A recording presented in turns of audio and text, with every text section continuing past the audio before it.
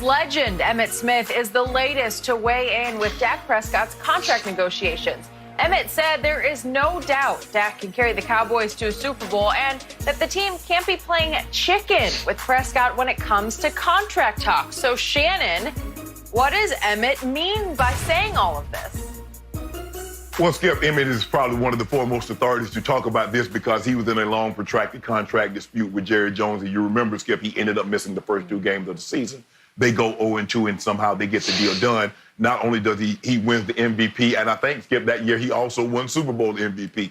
So Emmitt is very qualified to talk about this. I think the thing is what he's saying, Skip, look, the longer this thing drags out, and you know this, and we've talked about this, Skip, since we found out that Dak was going to get franchise tagging, you thought he was going to get signed because everybody, well, he's going to get it done before the season. He's going to get it done during the season. He's going to get it done immediately after the season. And here we are, and I always thought it was going to be the franchise tag.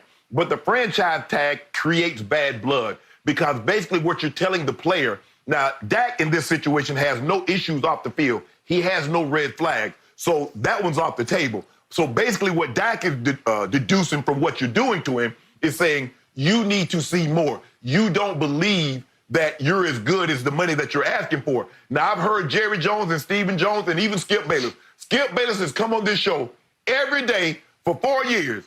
Dak Prescott is going to win multiple Super Bowls. Jerry and Stephen Jones, he's a franchise guy and can win multiple Super Bowls. Time to get paid. Well, I don't know. He did lose this game against the Saints. He did lose this game against Philly. He didn't play particularly well. I don't like what happened in New England. It's the same thing. I went through it. In the paper, everybody, coaches have said, Shannon Sharp, he's turned himself into a hell of a blocker. I love the way he plays. He plays all the time. Behind closed doors, it's time to get that contract. Well, you know, Shannon, the blocking is not where it needs to be. You're not the complete tight end and such and such. But that's not what you just said. No, I got the papers to prove it. And so what Jerry is doing, Skip, Jerry cannot compete. He can't catch the football. He can't throw a pass. So he looks at contract negotiation as his football. He's playing against said player. And if he wins that, well, I won. Because Dak is looking at it, well, I saw you give Lyle Collins. I saw you give all these linemen. I saw you play Zeke. I saw you play DeMarcus Lawrence. I saw you play Jalen Smith. Now it comes to me. You want to draw a line in the sand and use analytics to why I shouldn't get paid. You're creating a situation, Skip, that you don't need to create, and you're making bad blood with the position that you don't really need to have bad blood with. So Emmitt said, this is not the time to be playing chicken, Jerry. Get the deal done and move on. Dak is going to be what you believe he was going to be when you've been hyping him for the last 4 years. He's going to be that. Now pay the man and keep it moving. You just said so many wrong things, I don't know where to start. But I'll go to Jerry Jones. Start wherever you like. I remind you, no owner currently in the National Football League played football, am I forgetting anybody? Played football at a higher level than Gerald Wayne Jones Jr., who was a starting guard for a national championship team at Arkansas, along with his teammate Jimmy Johnson. So my point is, I don't see what you're talking about. Jerry is the other way from what you describe him. He's not trying to lord it over football players because he's a frustrated pro football player. Baloney. Yes, he tends to overpay everybody. They're all his sons. He wants to buddy up and rub elbows. He feels like he's one of them. He feels like he belongs in the locker room with them, so he overpays everybody. And I believe he was ready to overpay Dak.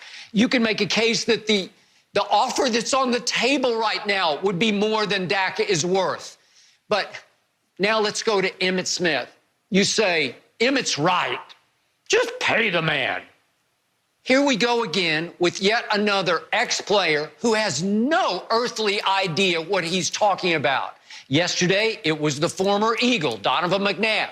Today, it's one of the most beloved Dallas Cowboys, an ambassador for the Cowboys, Emmitt Smith. And yet you say, Emmitt knows what he's talking about because he went through this. No, he didn't go through the same thing. Wrong again. Let's go back to 92, 93. I was there, just like I was there to cover The Last Dance in 98. I was right in the middle of that contractual squabble and holdout and dispute. Emmitt Smith was coming off back-to-back rushing titles. Emmitt Smith's team had just won the Super Bowl. And in that Super Bowl, Emmitt had been really good because he carried it 22 times against Buffalo for 108 yards, and he caught 6 more passes in that game. And yet, right on schedule, Thurman Thomas, who had lost that game badly to the Dallas Cowboys, who got completely shut down in that game, had 11 carries for 19 yards, in part because Dallas just blew him out and got ahead so quickly. But Thurman Thomas had just gotten a new deal that paid him $13.5 million over 4 years. It sounds like low money, but in those days, 92, going in 93, it was a lot of money. Okay, so Emmitt wanted like $1 more than Thurman Thomas because he's saying, I just won back-to-back rushing titles and beat him in the Super Bowl and badly outplayed him. So he was in the 3rd year of his rookie contract. He had 1 more year to go before he would hit the free agency market. Everything was different then. And yet he just said, I think I deserve more money now. But he still had a year to go on his contract. And to Jerry's credit, he did dig in. But then after they lost the first 2 games, they lost at Washington, they lost to Buffalo at home, 13-10. And Charles Haley took his helmet and literally made a hole in the locker room wall with it. Jerry said, okay, I give up. I'll pay him $1 more. And he paid him $13.6 million to Thurman Thomas's $13.5 over 4 years. So he gave him $100,000 more, and Emmitt was happy. I still didn't think Emmitt got quite enough there, that he deserved more, because he goes on from that point, the rest of that year after missing 2 games, he was the MVP of the regular season and, as you point out, the Super Bowl. And he went on to make 5 more Pro Bowls and become the all-time leading rusher in the history of football. So it was worth the price of admission at that point. Now we get back to Dak. Emmitt's point of view is so simplistic and unrealistic. He's like, you guys don't play chicken anymore. Just get this thing done. They've been trying to get it done for a year and 3 months. They've been playing chicken for a year and 3 months. You can't say, you guys, quit digging in against each other. Quit calling each other's bluff. Emmitt, are you watching what's happening? They've entered the danger zone. It is do not invite them.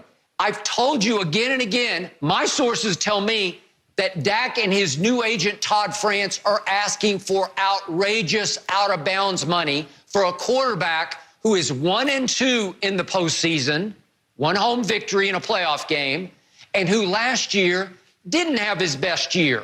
They put up some big numbers. I give you, some were in garbage time, some were empty calories. But in the biggest games, down the stretch at New England, at Philadelphia, Dak didn't play his best. And they went 8-8, and he did not make the Pro Bowl. And now you're talking about the kind of money up into the 40s per year, 40+ million per year for a shorter time, 4 years, with up to $150 million guaranteed. It's the kind of contract that Mahomes will ask for. And if they give Dak that, it's foolish. It's stupid money because Dak isn't worth that much. We keep going back and forth. I told you I rank Dak right now on the edge of the top. I got him 10th among quarterbacks. He's not a top 5 quarterback to me. Patrick Mahomes won the Super Bowl. I'll give him number 1 right now over Lamar. Oh, I should say over Tom Brady and then Lamar. We'll talk about this in a little bit. But the point is you had it right. That, hey, no, I didn't have it right. But the point is that Dak, the offer right now on the table of 35, I think it's 36 million a year with 110 guaranteed is tremendous money. He should take that deal. And the weapons around him have become sensational because they added CeeDee Lamb. But the point Emmitt is missing is Jerry just pulled an ace right out of his sleeve. When I least expected it, he landed Andy Dalton for no money, for $3 million a year base. And all of a sudden, he doesn't just have a plan B, he's got a plan 1A. He's got a 3-time Pro Bowler who in his first 5 years in Cincinnati with the Bungles averaged winning 10 games a year for 5 years. So all of a sudden, so Emmitt's like, you guys there's no time for playing chicken. Just get this done. It's not that simple, Emmitt. This is hitting the skids. Go ahead. I can't. First of all, I told you last year this deal wouldn't get done. It's going to be done. It's going to be done by opening day. No, it's not. I ain't want to get into all these sources and this and that. That's neither here nor there. But I told you the deal wasn't getting done. Now, back to this. I cannot believe my ears. People at home, do you hear this? Skip Bayless, the guy that hit Andy Dalton over his head for the last 5 years, now that he's on the Cowboys and he won't Dak to sign a bull jive contract, Andy Dalton is 1A to Dak Prescott 1. Let that sink in for just a second. You see how this thing works? Now, as long as whoa. No, listen, this is my turn. This is my turn. I gave you your turn. All this hype, Dak is going to win multiple Super Bowls. Jerry and Steven, he's a franchise quarterback. We want him for a long time. We want you for a long time, but we want you on our terms. And if you don't accept our terms, because this is what owners do, they do a great job of this, releasing the money that said player is turned down, knowing that the general population will never, ever see that kind of money. And they ought to, and I don't know how they've convinced this, but owners have done a great job. Billionaires have convinced the regular public, the fans, that the millionaires are greedy. And fans buy in, yeah, Dak, you being greedy. You should just be grateful you got a job, and you're not even worth that. Whoa, wait a minute. What about the guy? What about the billionaire? Is he not greedy? Of course not. But somehow owners have convinced fans that players are greedy. But Skip, this is what I don't understand. Where was all of that when I was saying last year, giving him those bad grades, and you kept giving him A's and B's? Now it's time to get paid. All you do is dole out F's. What's going on? What am I missing? What am I missing now that I wasn't missing then?